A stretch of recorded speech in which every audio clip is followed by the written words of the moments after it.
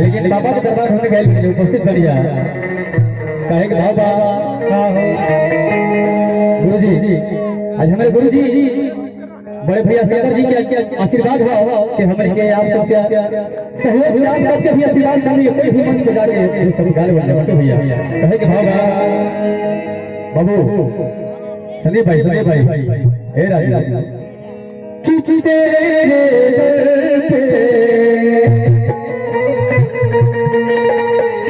रतिदास बाबा तेरे दीवाने हैं। हम के साथ संगमणि रविदास बाबा एक ऐसा इंसान रहे कि जब हम के दुनिया में छुआ-छूत मिटा दिए जो अपने श्रद्धा भक्ति से अपने कठौती में गंगा माई के आगे पर मजबूत कर दिया लेकिन भक्त भावा भैया कि तेरे दर पे रविदास बाबा तेरे दीवाने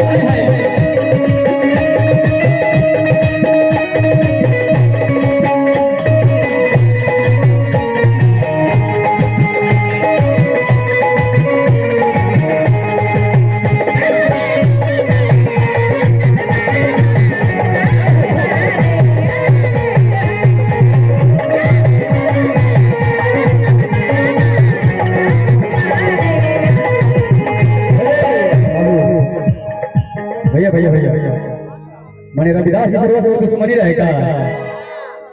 रविदास भगवान की भैया रविदास जी ऐसा इंसान है कि जब अपने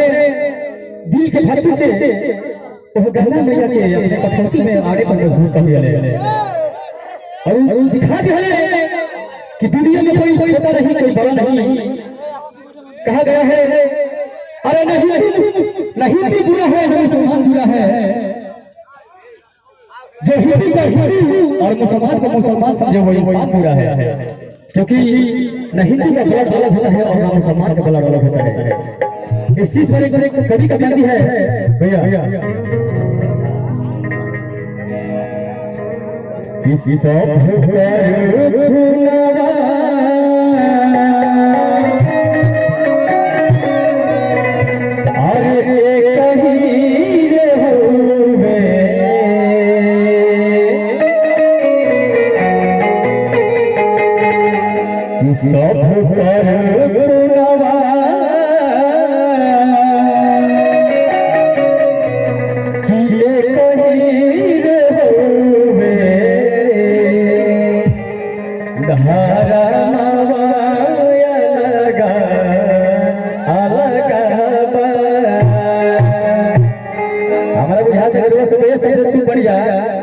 ये फागुन का महीना का और वो समय के मन मिला जो ये दिया का आया के होता है भैया कहे बाबा सब कहते हैं कि नाम तेरा सबसे ऊंचा है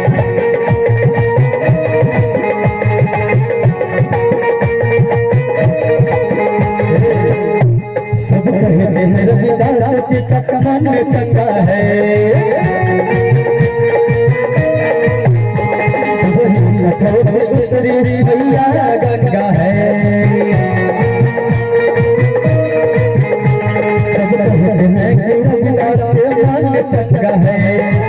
कटोरे में उतरी मैया गंगा है छुआ छुई काले आया ये समझाने आया है छुआ छुई काले आया ये समझाने आया तेरे दर पे रब बाबा तेरे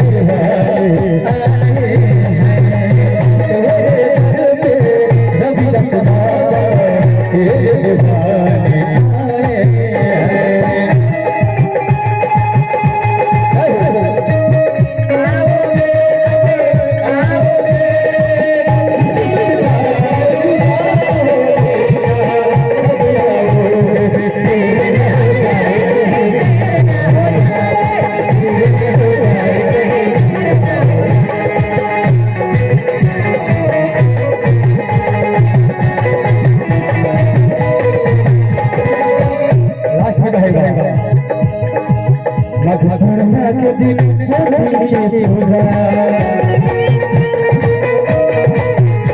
मेरी भक्ति करो सदा कोई काम न भूला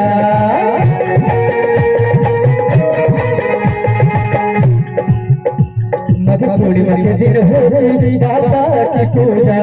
मेरी भक्ति सदा करो कोई काम न भूला मेरे बाबा सबसे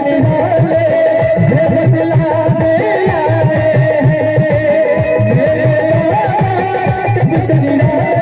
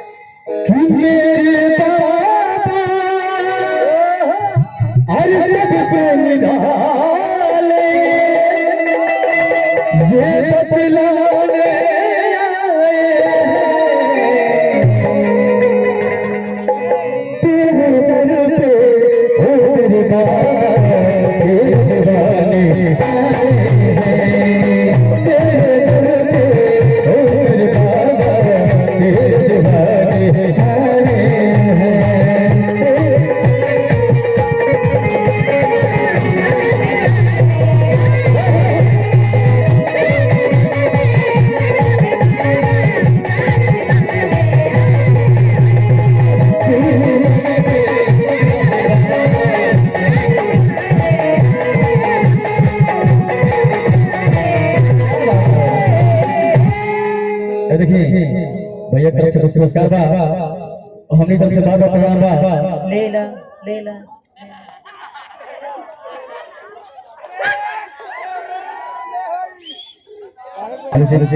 मलखान बाबू ना फिर झरंगे मलखान बाबू अगर मेरी आवाज आपके कानों तक पहुंच रही है तो कृपया स्टेज पर कष्ट करें मलखान बाबू हेलो लेकिन नहीं आप थोड़ा बैठे